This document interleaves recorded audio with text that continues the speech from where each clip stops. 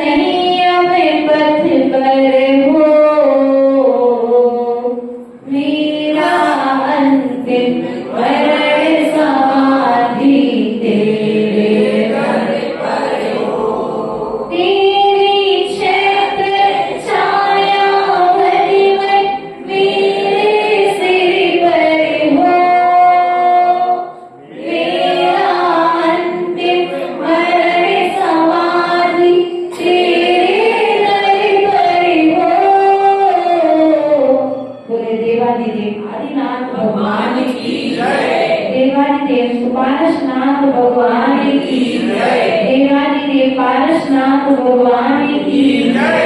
वर्तमान शासनायक महावीर स्वामी की जय। आचार्य भगवंत कुंद कुंद स्वामी की जय। आचार्य भगवंत विराम सागर जी महाराज की जय। नए चक्रवर्ती आचार्य गुरु विनोद सागर जी महाराज की जय। अहिंसामय विश्व धर्म की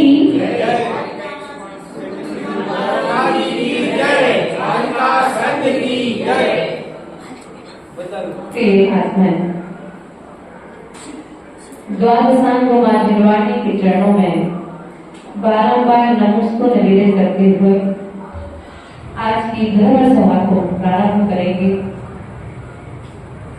आचार्य भगवंत कुंद कुंद स्वामी दर्शन पावन ग्रंथराज में कहते हैं कि जो सम्यक दृष्टि श्रावक होगा वह अपने से पूज्य की वंदना करेगा। क्या करेगा? अपने से पूज्य की वंदना करेगा, नमस्कार करेगा, यथा योग सेवा करने का प्रयास करेगा। लेकिन शर्त होना सम्यक दृष्टि है। यदि सम्यक दृष्टि है तो वह सेवा से पीछे नहीं हटेगा, वैयावृत्ति करने में पीछे नहीं होगा। लेकिन जो सम्यक दृष्टि नहीं है, मात्र व्यवहार से बाहर से सम्यक दृष्टि है, अभी भीतर के भावों से सम्यक को प्राप्त नहीं हुआ है, ऐसा जीव संसार की भटकत को प्राप्त करेगा।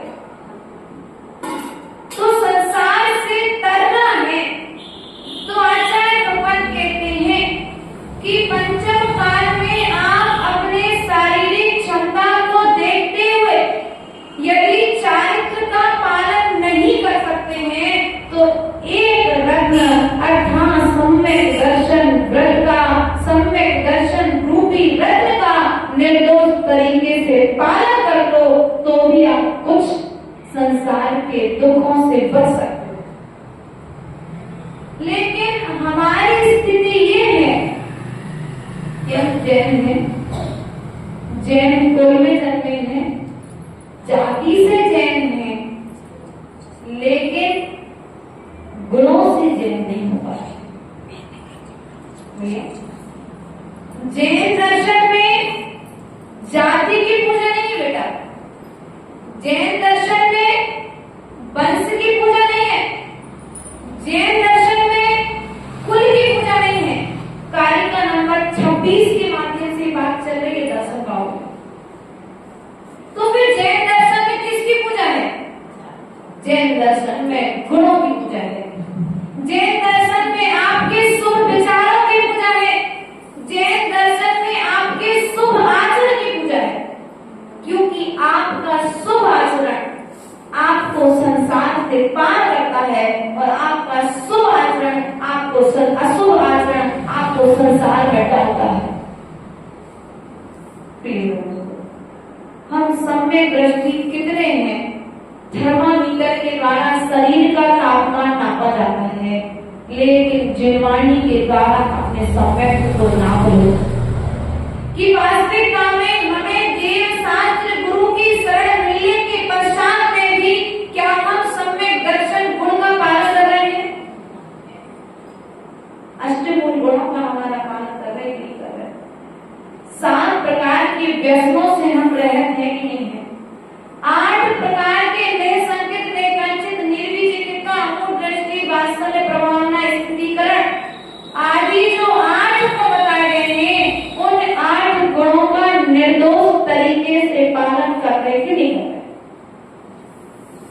यदि हम अपने 8 गुणों का निर्दोष तरीके से पालन नहीं कर रहे हैं तो नरत्रयंश समाप्त। क्या? धर्म करत संसार सुख, धर्म करत निर्माण और धर्म पंथ साधे बिना नरत्रयंश त्रियंश के समान है आपका ये तन ही आपके कर्म बंध का कारण है। संसार में तो आए थे जब नरकों में वेदना दी जा रही थी तो विचार कर रहे थे हे भगवान मैंने यदि किसी जन्म में कोई पुण्य किया है तो मुझे इस नरक की वेदना से बचा लो और मैं इस नरक से निकल करके निर्दोष तरीके से व्रतों का आचरण करूंगा।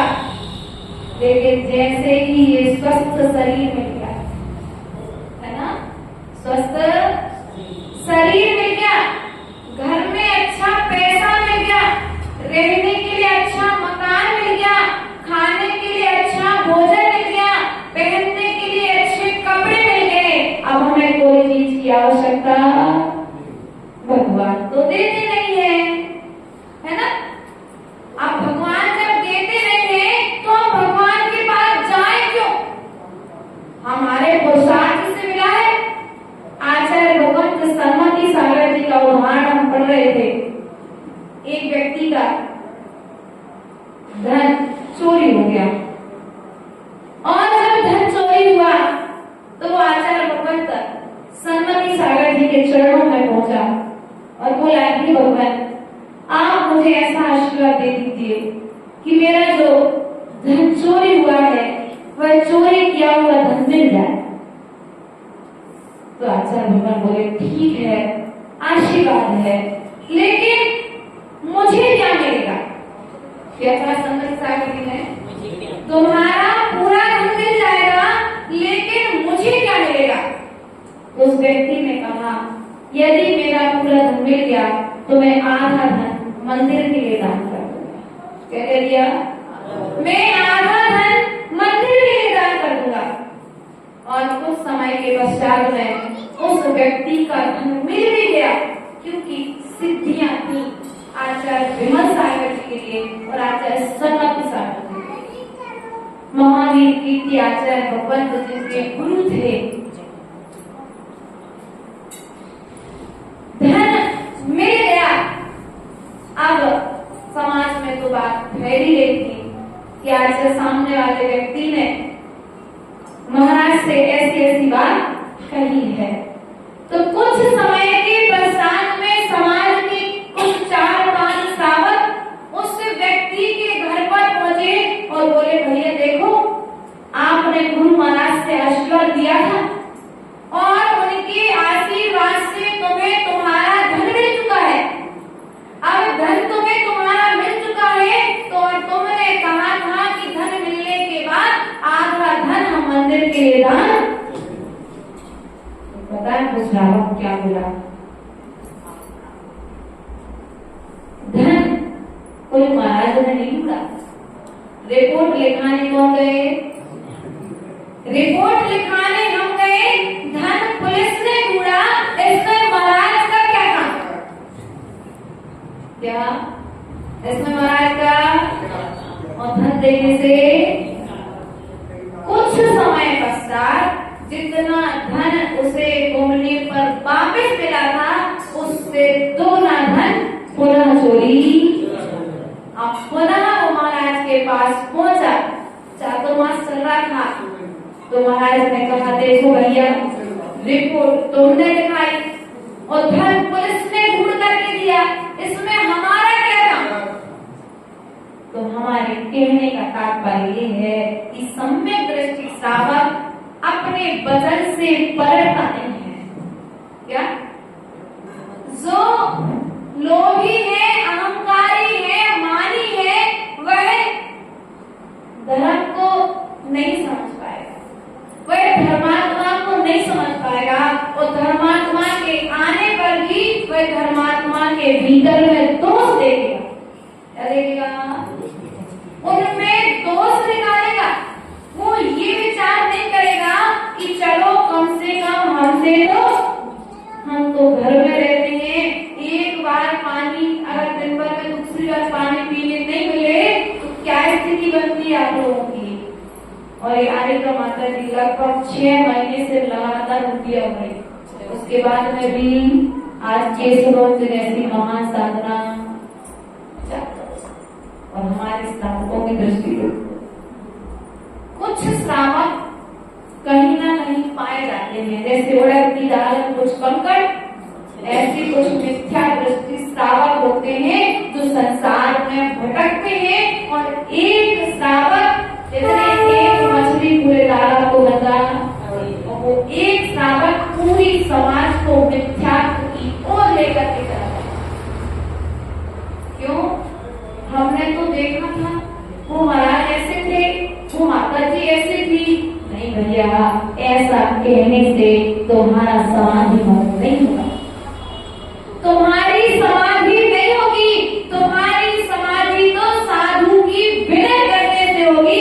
यदि विनय करना सीखना है तो राजा श्रेय से सीखो, विनय करना सीखना है तो रानी चेतना से सीखो, विनय करना सीखना है तो राजा ज्ञान से सीखो, विनय करना सीखना है तो सोम शर्मा नाम के ब्राह्मण का उदाहरण चरित्र में आता है, उस ब्राह्मण से सीखो। विनय करना सीखना है तो त्याग से सीखो, विनय करना सीखना है तो आचार्य मार्ग को स्वामी से सीखो, विनय करना सीखना है तो उस सर्व के जोड़े से सीखो, विनय करना सीखना है तो बदल त्रियंच गति के जीवों के उदाहरण दिए हैं ग्रंथों में। विनय करना सीखना है तो सुअर से सीखो। किसका नाम दिया? रत्न चार में आवास दान के क्षेत्र में सुअर का नाम आया, कोई जैन का नाम नहीं आया। बता, आचार्य के लिए श्रद्धान के क्षेत्र में अंजन चोर का नाम मिला, कोई सेठ का नाम नहीं मिला। बताओ, रात्रि भोजन त्याग के लिए श्याल का नाम लिया, कोई बच्चे का, कोई जैन का नाम नहीं मिला। कोई श्रावक नहीं मिला होगा क्या? श्रावक तो मिले होंगे, लेकिन आचार्य भगवान वहां पर ऐसा कहना चाहते हैं कि देखो, तुम मनुष्य हो, वह त्रियंच हो करके अपनी शक्ति को और भक्ति को जागृत कर रहा है, और हम श्रावक होकर के शक्ति होने के बाद में भी भेदभाव, संतवाद, पंथवाद और परंपरावाद के चक्कर में भक्ति से रह हो रहे कि नहीं हो रहे? पुण्य किसका घट रहा? बोलो तो स्वयं का पुण्य घट रहा है। आज साधु तुम्हें देखने मिल रहे हैं, कल ये साधु देखने मिलने वाले। और बनारस की दास पंडित जी जो मुरैना में रहते थे, उनके जैसे तरस जाओगे दर्शन करने के लिए। यदि आज तुमने भक्ति के साथ दर्शन नहीं किए, हम तो कहते हैं वो शेर की पर्याय में महावीर का जीव धन्य है। क्या? शेर की पर्याय में महावीर का जीव धन्य है। जैसे दो रिद्धिधारी मुनिराज आकर के उपदेश देते हैं, और वह उपदेश देने के बाद वह उस उपदेश का आचरण करता है, और हम श्रावक उपदेश को सुनते हैं, लेकिन उस उपदेश को तो शेर से भी बदतर स्थिति। इसलिए कहा है नर त्रियंच, त्रियंच को श्रेष्ठ बता दिया। अपने सम्यक दर्शन को संभालना है। 36 कारिकाओं के माध्यम से आचार्य भगवंत ने मात्र सम्यक दर्शन की बात कही है। और सम्यक दर्शन में भी आचार्य भगवंत ने कहा है जो सम्यक दृष्टि होगा वह विनयवान होगा, और जो विनयवान होगा वह भविष्य का भगवान होगा। क्या होगा? अब आप विनयवान हो तो भविष्य के भगवान हो, और विनयवान नहीं हो तो भविष्य के नाम। क्या बुरी लगी? कोई बात नहीं, लग जाए तो कुछ सुधार आ जाएगा, और नहीं लगेगी तो फिर तो कहना माता जी वो ठर्रा मूंगी कर रहे हैं। मूंग देखिए, चना सत्तू बनाने के लिए सेती क्या किए माता है, ठर्रा चना होता ना, कुछ उनको कितना भी फूलने डाल दो, आगे में रख दो, लेकिन वो कुछ भी उनकी प्रतिक्रिया। उसी तरह से हमारी कोई स्थिति तो नहीं है कि साधु हमारे नगर में आ रहे हैं, हमें बार बार संबोधन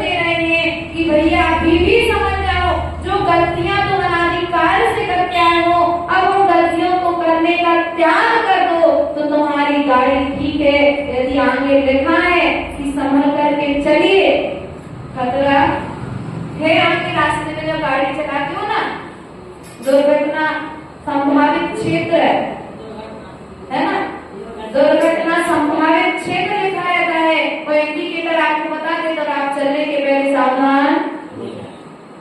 ये जिनवानी और गुरु आपको बता रहे हैं कि जो वर्तमान में आपके द्वारा देव शास्त्र गुरु की भक्ति से है, जो आचरण किया जा रहा है, वह आचरण आपके जीवन में दुर्घटनाएं घटित कर सकता है। इसलिए आज मौका है, स्वस्थ शरीर है, आंखें अच्छी हैं, मुख अच्छा है, कान अच्छे हैं, हाथ पैर अच्छे हैं, वरना वे लोग भी देखे हैं जो दरवाजे पर खड़े होकर के किलपते हैं कि एक ग्रास मुझे साधु की अंजलि में रखने मिल जाए। पैसा है, करोड़ों की संपत्ति है, लेकिन फिर भी एक ग्रास अंजलि में नहीं रख पाते, क्योंकि शरीर पर कुष्ठ रोग हो गया, सफेद दाग हो गए, कैंसर जैसी बीमारियां हो गई। प्रिय बंधुओं, आज स्वस्थ शरीर है, मरते समय भी चाहते हो कि तुम्हारा स्वस्थ शरीर रहे, चाहते भी चाहते, यदि चाहते हो कि मरते समय भी तुम्हारा स्वस्थ शरीर स्वस्थ रहे, तो तुम्हारे नगर में आने वाले साधुओं की सेवा करना प्रारंभ कर देना। साधुओं के चरणों की वंदना से तुम्हारा आने वाला असाता वेदनी कर्म का उदय वहीं से दूर। वह मैत्रानी धन्य है, एक स्थान की घटना है, वह धन्य है मैत्रानी जो मुनिराज का मल उठाती है अपने हाथों से, और जब मुनिराज का मल उठाती है अपने हाथों से तो उसके हाथ में होने वाला चर्म रोग ठीक हो जाता है। पंचम काल की घटना है।